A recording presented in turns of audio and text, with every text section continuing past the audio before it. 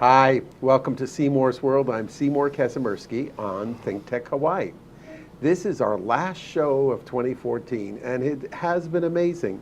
A year has passed. We've done about 50 different shows with different guests from all around the world. Some shows we did out of Thailand, some out of Canada. We did them from the East Coast. We did them from Europe. It has been an amazing year, and I have to say, I've tried to pick out one highlight. And it hasn't been easy because everything has gone so well. But I have to give you one that is right here, and this is called our Make 'em Smile program. We were able last week to unveil the Make 'em Smile CD. And it is amazing because we have played music free for over 3,000 children in hospitals here in Hawaii. From Kapiolani Hospital to Shriners Hospital to Kaiser Hospital. Well, there's 6 of them all together. And it has been, for me, the best thing that has ever happened to me.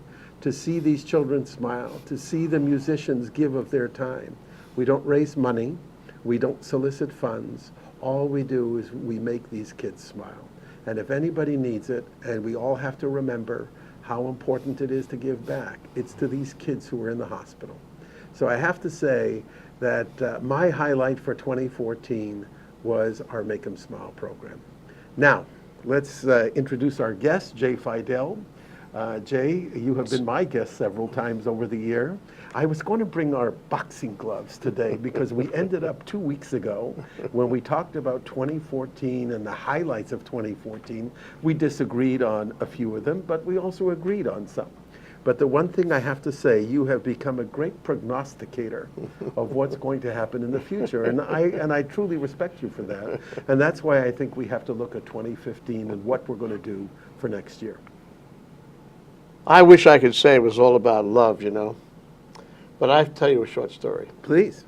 Just yesterday, we had a fabulous show with Shackley Raffetto, retired Second Circuit judge, one of our directors, just came back from Mongolia. Which, you know, has the yurts around and a lot of animals. And one of the animals that everybody has are these camels. Okay?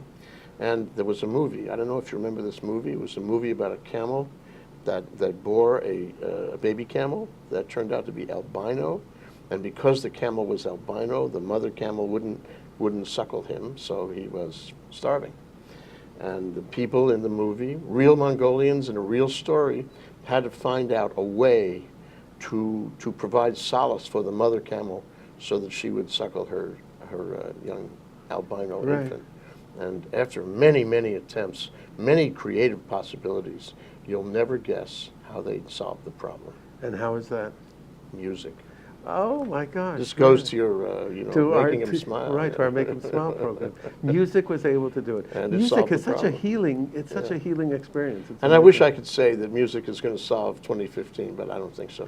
Well, it's not going to solve everything we know is going on in 2015, but I think, everybody has resolutions and all that kind of stuff, and I really don't want to go into that too much, Jay. I want to talk about what we feel are going to be the most important points of the year for the general public. Not so much for us personally, you and I, but let's talk about what happened in 2014 and where we are in 2015. Time came out, as you know, with their most important features for 2014, and one of them, as we have discussed, was the Ebola crisis. What happened with Ebola? Why did it get to where it was? And what is going to happen in 2015? What are your thoughts on that? I think it's going to continue. I don't think there's an easy solution. There was one case reported in today's paper in Britain. A health worker came back to Britain and came down with Ebola. So I think it's going to continue, and I don't think there's an easy answer to that. It's a lot of different possibilities to contain it. I think there's really 2 worlds there.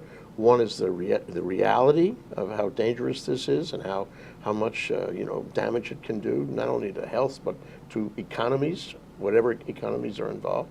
But the other is that the health authorities don't want to create a panic, so they don't tell us about some of the dangers. See this over and over again. And as we ramp up to a greater problem in Ebola, you and me anyway, we have to be aware of these 2 worlds. I think you're right. I think anytime we look at an area of the world where the Western communities think of them as another world, we end up forgetting that whatever can happen there can happen here very quickly. Yeah. Look at terrorism. Yeah. Look at what's happening in our streets today. So I think you're right. I think Ebola could be an indicator for all of us that we better pay attention to different parts of the world that we don't have any economic interests perhaps, or not large economic interests, Yeah. and make sure that we as a society understand the world is a much smaller place than it used to be, and we have to help those people. And I think we're there. I think a lot of Western powers are there trying to help in the Ebola crisis. But I think of Ebola as only a starting point, Jay. I see Ebola as a potential terrorist threat to the Western world. I mean, we're seeing right now suicide bombers going off all over the world. It started off in the Middle East, and nobody really thought that was going to be a big thing other than in the Middle East, but it's all over the place now. And we have now indicated here in the U.S. that has become our #1 threat, and that is terrorism. Who would have thought that people from thousands of miles away can alter the way we live? It reminds me of the Guns of August, frankly, which was the period of time just before World War I, where you could, Barbara Tuchman, she taught history at Columbia, wrote this wonderful book called The Guns of August. And she spoke of how the world was like deteriorating, and people's concern about other people was deteriorating, and people seemed to have no compunction about violence and polarization. The same thing happened before World War II in a different way. But I'm thinking that there's a parallel that you can draw. We are not in a good time. We don't care about the common good. If we did, we would put much greater effort into stopping Ebola. We are polarized on so many issues, not willing to compromise, and we do not seek the common good. So you have great systems that took thousands of years, tens of thousands to develop, where people could live in a social compact. They don't care as much, and it is in some places unraveling, and the threat is that it will unravel further. Borders, for example, are coming down. There was a time in Germany when that was a good thing. I'm not so sure it's a good thing now. I think you're leading into my second topic of the year, which is the immigration factor. We're starting to see countries, and the U.S. is still not there from the standpoint of making a true stand about immigration. But there is a Muslim backlash in a lot of different countries where they now want to say, wait a second, we don't have open borders anymore. That is a critical issue when it comes to democracy.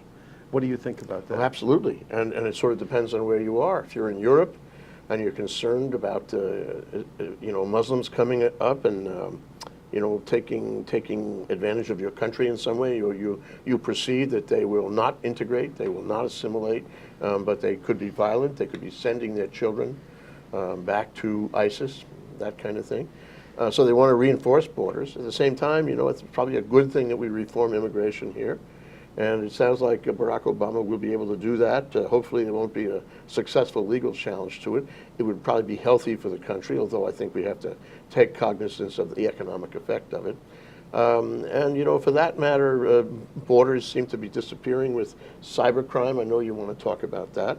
Borders are disappearing with Cuba, which is a good thing. So borders, I always look at borders as a kind of bellwether of how the world is doing. And when you see borders coming down, generally that's not a bad thing. Well, we may see more of that in 2015. Okay, and I think China is going to be, there's going to be something major happening in China in 2015. As you know, I actually reported from China when I was there, and it was amazing to see how civilized those people were when they were trying to say something to the government, we need some help. And I felt that the Chinese government is going to have to do something. There's no way they can just sit back there and try to say this is the way it's going to be because of the internet, because of communication, because of Facebook and Google and all that kind of stuff. So I think China is going to face a crisis in 2015. I know from my friends in China, they are preparing for it by doing something even more than they used to do before, and that's emigrate.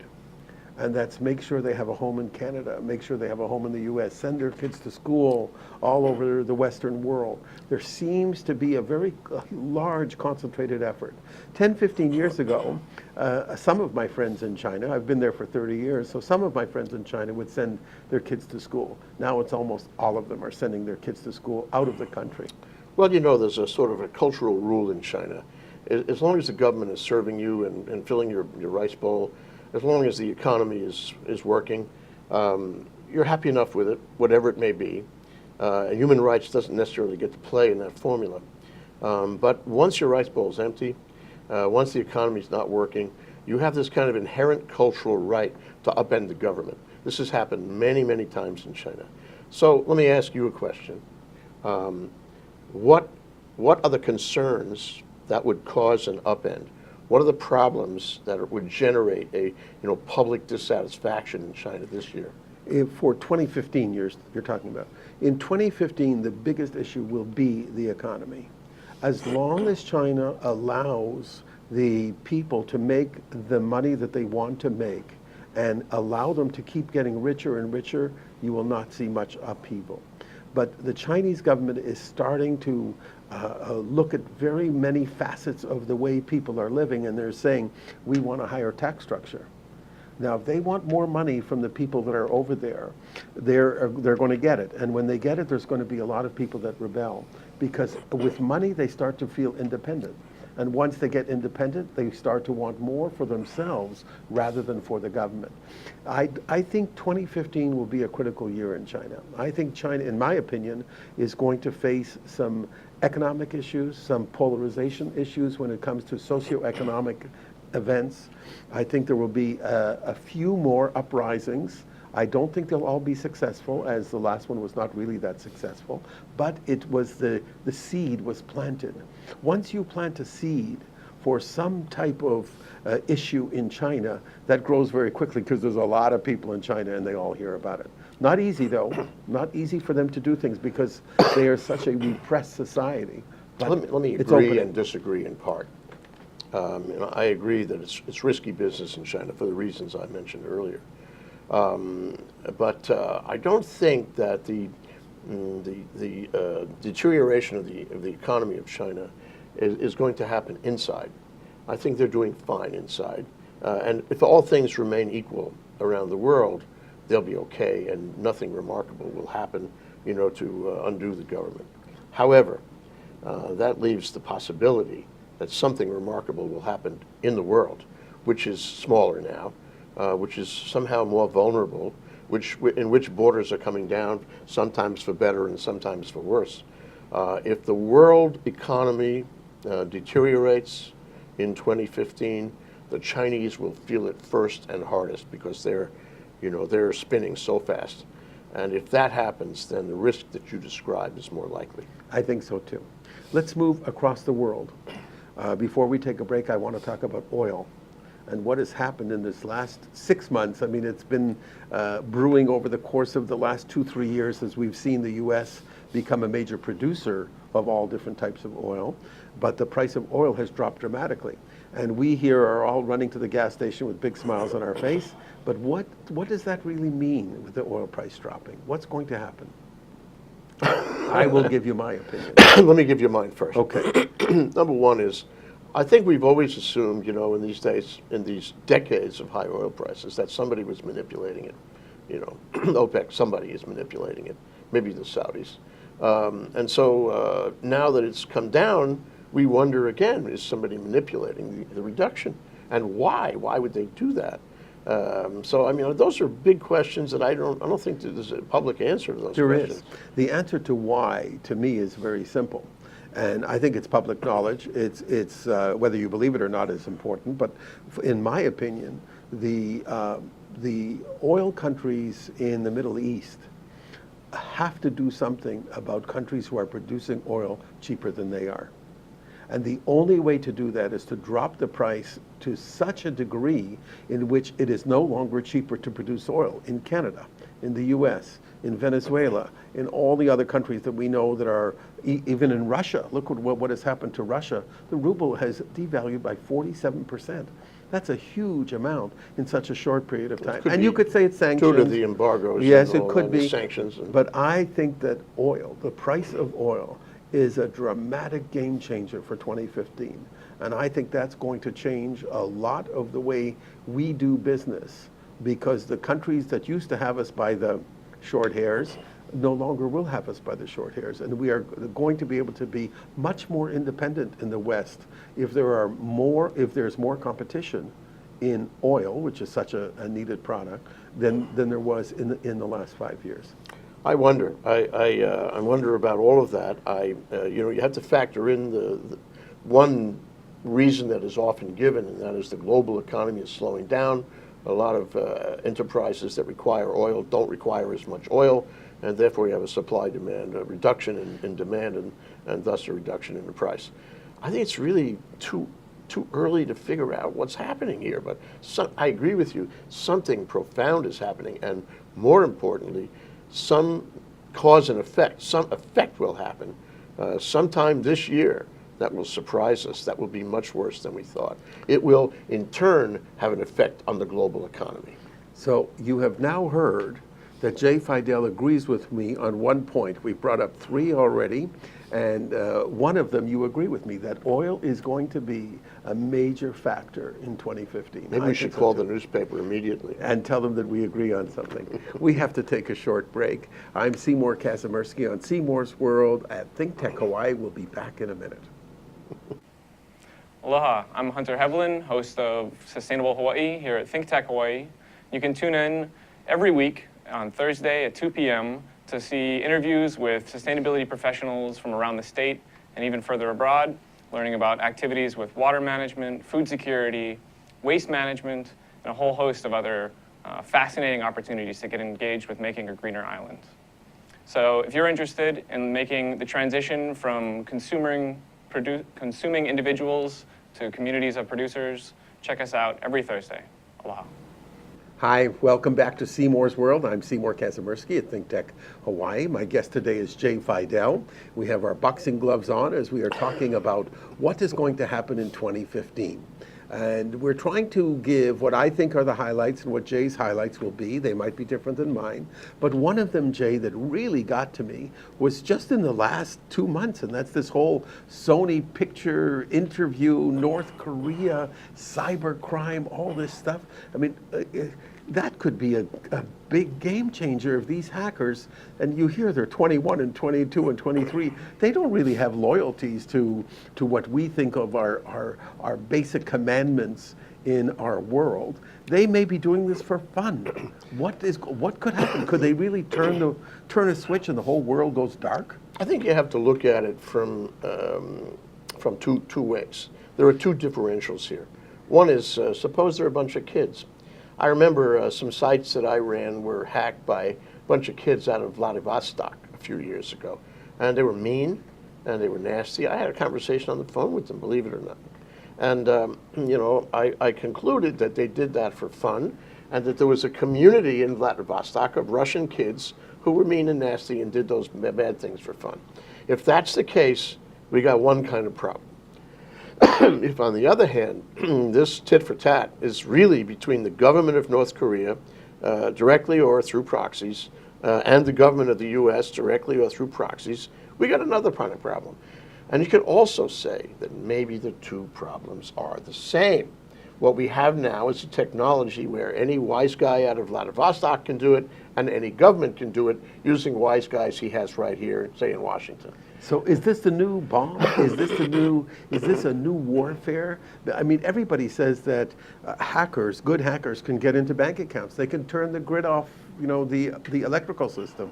I mean, that is a serious problem, Jay. Are we ready for it?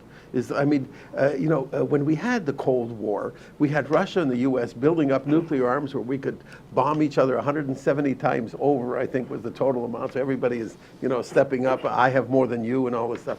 But hacking bothers me. If those kids in Vladivostok had the power to turn off the grid or turn off the internet in North Korea or any country, my guess is they would have done it for fun already. If not the whole country, then a substantial part of a city, for example. They haven't done that. But country maybe has a lot more resources. The U.S. has a lot more resources than any cell of Vladivostok wise guys. And North Korea, for all its troubles and its backwardness, it may have more clout. They say that North Korea has been focusing on programmers and coding and hacking for a long time as one of its many ridiculous weapons. But I'm surprised you don't, Jay, I'm My surprised. point is this, though.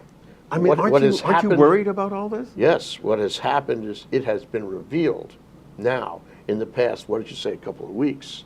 Okay, that's people out there, whoever they are, have the power to turn off the internet in a country. People out there, whoever they are, have the power to shut down a major global corporation and scare the world with terrorism by way of cyber. Has never been revealed to this degree, this level before. And I think the genie, if I may, Seymour, the genie, she is out of the bottle, and we are never going to see it back the way it was. We're going to see it worse. So just as we have had the issues we've had at the airports where we have to take off our shoes and do all that stuff, there's going to have to be some type of critical work done to try to prevent cyber terrorism to the point where the world can really be affected. I mean, if North Korea, and I'm not saying they did it, but if North Korea can have some hackers who can destroy or get into a company like Sony, who I'm assuming has firewall after firewall after firewall. It's clear they were sloppy. Really? And a lot of companies have noticed that and are beefing up their systems right now. Well, the number one issue that I said for 2015 was terrorism. I'm going to say that cyber terrorism has got to be another major threat for 2015, a major, major threat. There's a fellow who, I can't remember his name right now. We made a movie of him. He's at the East-West Center. He's from Japan. He's an expert in cyber terrorism. And he makes it clear that cyber terrorists have huge capabilities they have not yet explored.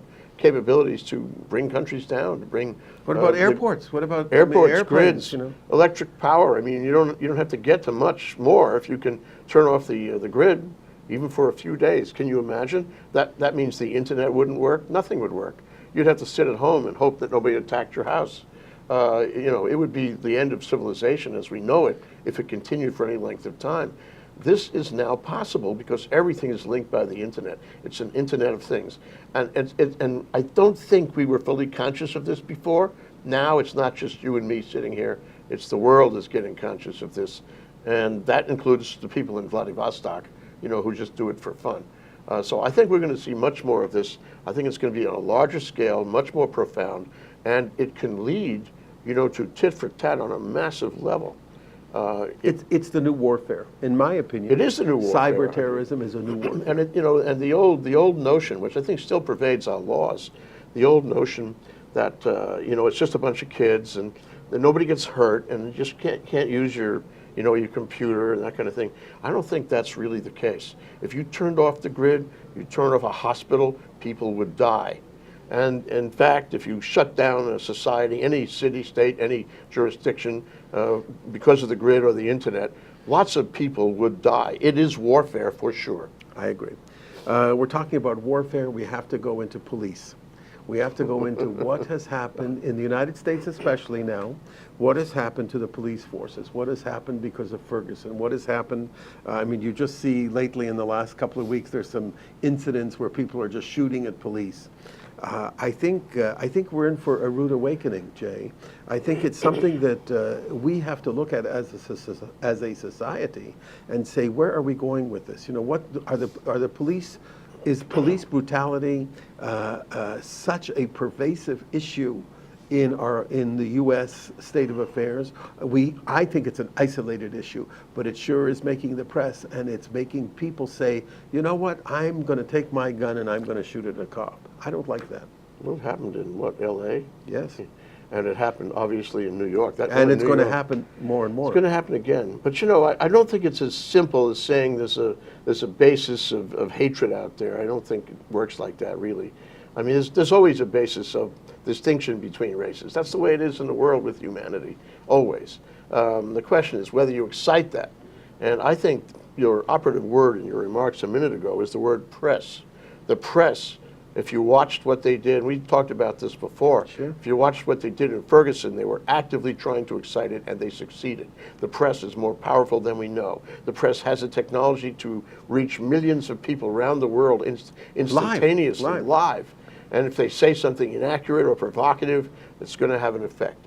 And if you watched what those guys were saying, all those reporters, not just some of them, on all those, quote, news channels, end quote, they were being provocative. They were fomenting unrest. It didn't have to be the way it came out. How do we change that, Jay? Well, the first thing we do is we have to look at who's in the police force. The fact is that a lot of the police forces in this country anyway, and maybe elsewhere in the world, are Caucasian. They're not multiracial. I think it was interesting that the two guys got killed in New York, Brooklyn, was it? Brooklyn. Neither of them was Caucasian. That was an odd kind of juxtaposition. But New York has a lot of diversity in its police force, so it's a good thing for New York. But I think every city has to have a police force that mirrors the diversity in the population. You can't let it, go to one race or another. You can't have a dominant race. And then, of course, on top of that, you've got to train them to be police of the 21st century. They can't carry around 19th century ideas. But education doesn't just start with the police. Education has to start with the people.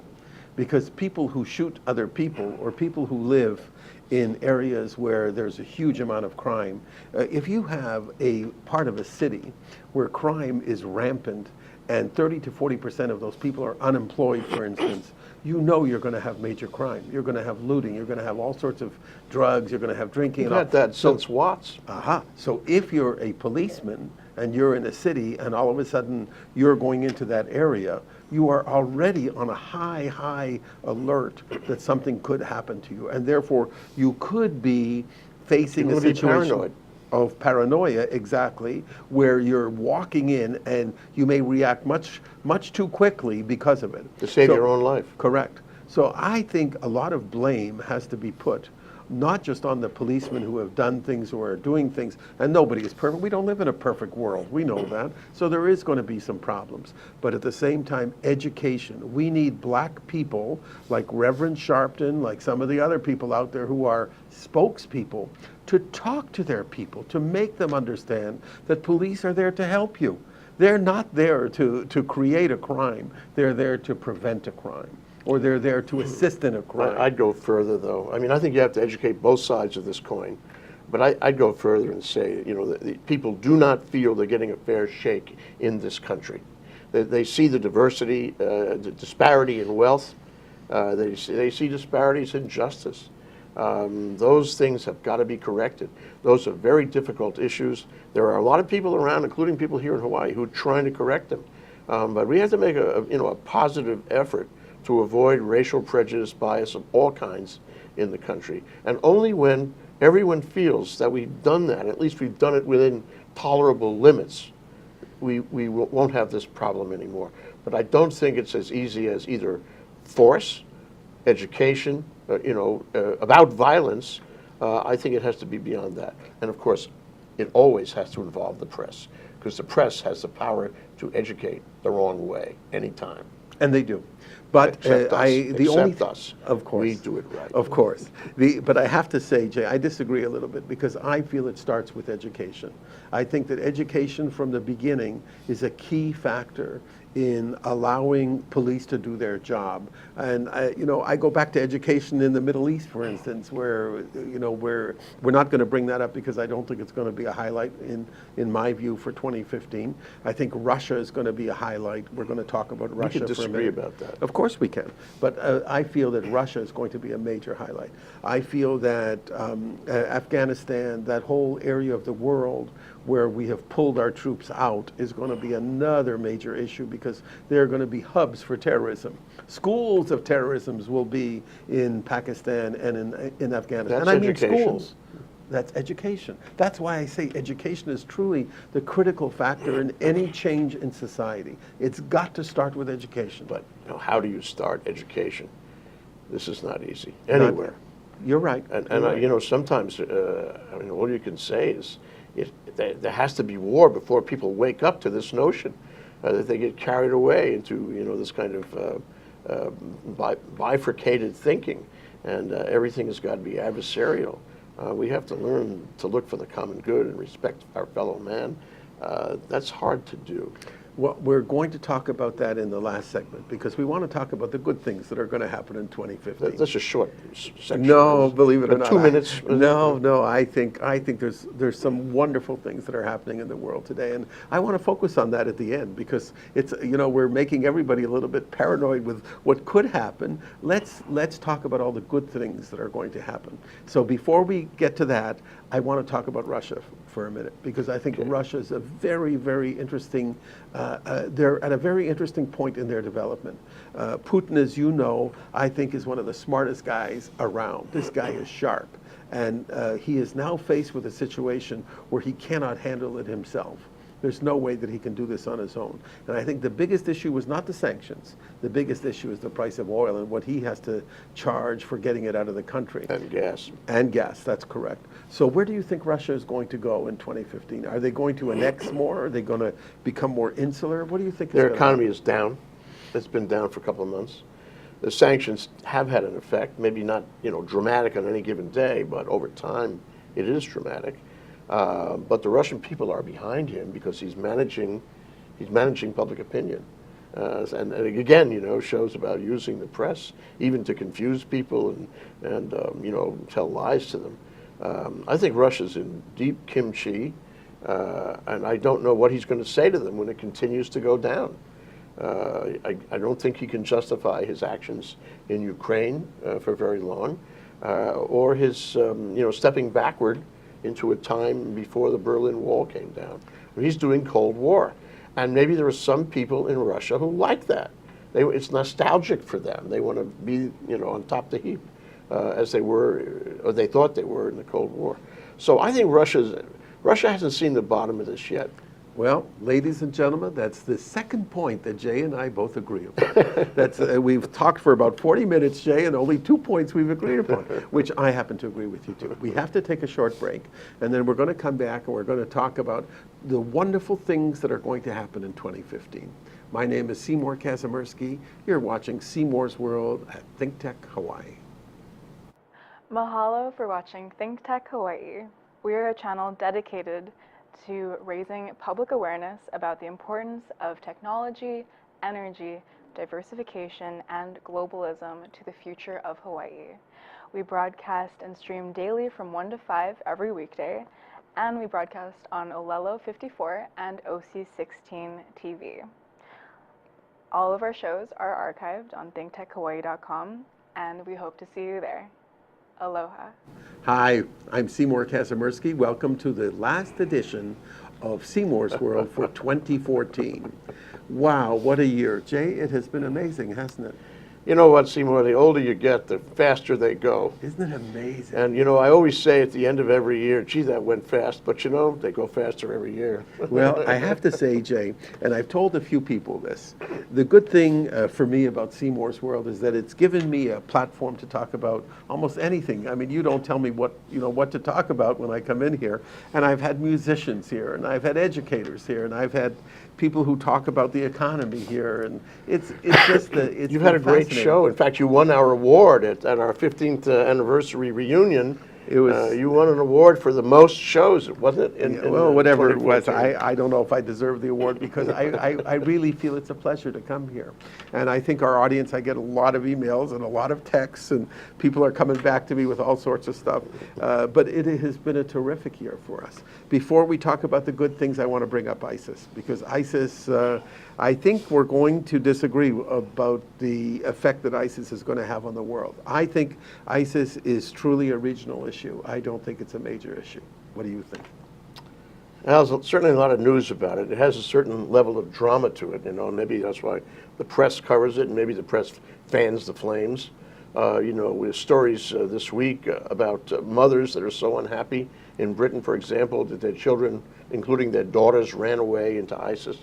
That's really unhappy. And they have no control. They don't know where they are. They don't know when if they're coming back, if it ever, and if at all, and worried, of course, they're going to get killed.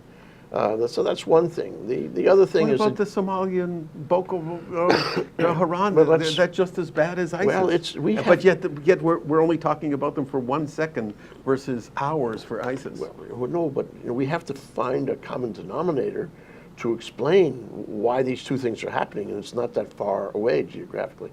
The other thing was a German reporter, I guess he was. He went into the bowels of ISIS, and he reported on the National Public Radio a few days ago. And what he said he found was that they were all excited. They all thought they were saving the world, for an Islamic State. What did we just say before? Education. That's education. They are being educated. They are being educated. And they are completely brainwashed. And these kids, and a lot of them are kids, think they're doing the right thing. They're finding a cause, an all-consuming cause for the first time in their lives, and feeling good about it. And whoever is selling that stuff is successful. And you can say that this is going to peter out. They're going to find out in 6 months, and maybe it's not so successful. But there's a fairly great, ideas are the most important thing. And if you can inculcate this kind of idea into a group of young people, you may be in for a long haul trying to put them away. Jay, you remember we had white supremacists here in the U.S., and they were all over the place. Eventually, the bad guys lose. It took a long time. I know, but eventually they will lose. And I think ISIS is there. There's no doubt about it. The brainwashing is there. But I think the world is changing because of the internet.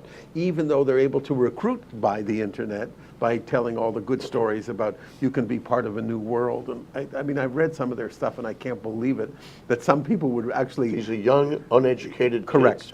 Correct. And they buy it. So as soon as you educate them a little bit, they become believers. And then that's the way they want to live their life, because just as an addict, for instance, goes towards his drug or his alcohol, whatever it may be, nothing can stop them until they really want to change. One factor is, and people have complained that, the Islamic people, Muslims in general, don't take affirmative action to stop this kind of violence, and they should.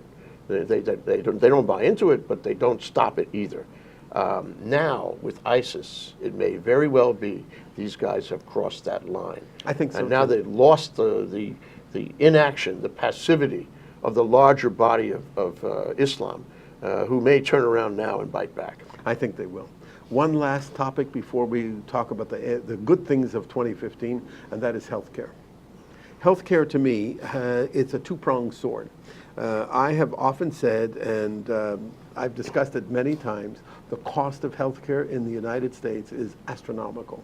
It is way, way past what most people can afford. We have a broken system with our HMOs and insurance companies and all the stuff that goes on, and nobody is willing to fight it. What's going to happen with healthcare? Oh, I think we're in for a hard time. It's not going to settle down. It's huge. It's complex. There are a lot of lobbying groups involved and a lot of coolianas involved that want to make tons of money. There are a lot of doctors that are unhappy they're not making tons of money. There's going to be more changes in healthcare. But the one change I want to tell you, and the one hopeful change as far as I'm concerned, is the effect of publicly available technology, which is also medicine, to the world. Now you can get on the internet, you can answer your own medical question. Now you can, this is not a good example, but you can watch your TV and find 57 drugs that may or may not apply to your life. Point is that technology used to be a big secret locked up with the doctor. Now, you can learn about it, you can participate as never before. And the Akamai health agencies like HMSA are telling you that. We want you to participate in your own health, and that way you can be more healthy and you can be part of the solution in case you get sick. That is happening more and more. Well, that's one of the good things about 2015. Whether the healthcare system, as I consider it, broken because of the economics of it all and how much it costs. Don't forget that healthcare is going to cost whatever it is to the individual person. We think that somebody else is paying it and it's HMOs that are paying it, but in the end we are paying for it. And if a company is going to pay higher healthcare premiums, he's going to pass that price on to their customer passes on to you, and then we end up paying for it. So I think healthcare has a long way to go, in my opinion, to achieve a strong economic model to allow everybody to enjoy healthcare the way you're talking about. It is a new beginning. Yeah, and I'll tell you, I'll make a prediction. that as many Republicans as there are, in both houses now, and as much of a threat they have made to repeal Obamacare, they're not going to be able to do that. Once these things take root, once people get, in the flow of it, they're going to want it. They're going to want to have it for the rest of their lives. I think you're right. And that, of course, will be one of the good things about healthcare. I think it is, for 2015, I think that'll be one of, we're already seeing a lot of people using the healthcare system that didn't have it before. And in a way, it is socialized medicine, but it's what we have to do to try to help the people. Which brings me to the good things about 2015. I think everybody has to make a resolution. And that resolution is that you and me and Jay and everybody has to give back more. I'm not saying you have to give money to a zillion organizations, or you have to try to take something out of your pocketbook. But if you do something small, you will not believe how good you feel. An example, help somebody cross the street, an elderly person cross the street. Help somebody with a meal now and then. You've seen in 2014, there's been a bunch of people who go to Starbucks and lay $100 down, and they say, I want to pay for the next 10, 15 people, their Starbucks. And you get this huge smile. At Christmas time, you get these people who will lay out thousands of dollars to give to poor people. They had them on, I don't know if you saw it on TV, but they had one Christmas donor who gave it to the policeman who stopped cars on the road, and they thought they were getting a ticket, and instead he handed them $100. That is what is so wonderful about the life that we have today, Jay, to be able to give back. And I think it's part of what we all have to do. I know for me, and at my age, it's such a wonderful feeling to do things for others. For me, it's kids. That's my mantra, is to try to help children. And I help my foster kids program. I help my kids at the hospital. And I find that it gives me a real purpose of life. And I think that more of us have to do that. I think all of us have to feel that giving something to help other people, even in the smallest way possible, you will change a life. And if you can change a life for the better, what's better than that? When you give, you get. And as I said before, if you can respect your fellow man and woman, if you can avoid being mean, if you can think of the common good as much of the time as you possibly can. And finally, be nice. Just be nice. That's all it takes. Decent. May I shake your hand, Jay? On air, I want to shake your hand because it has been a fabulous year. And I think 2015 will even be a better year. And I look forward to coming back and being a host if you'll have me. I don't know if you'll have me again. You may send me my termination letter, in the mail or by internet. I don't think you have to worry. You did win the award, Seymour. Oh, well, and you're a great host, Seymour. It has been an absolute pleasure. And I want to thank all of you out there.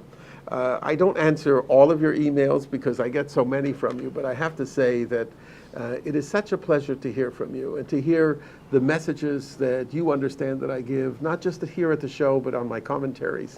And I'm just thrilled that I've become part of your life. And I want you to all know that you are part of my life too. Happy New Year to everybody out there.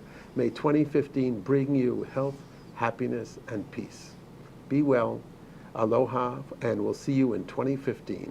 I'm Seymour Kazirmirski on Seymour's World at ThinkTech Hawaii.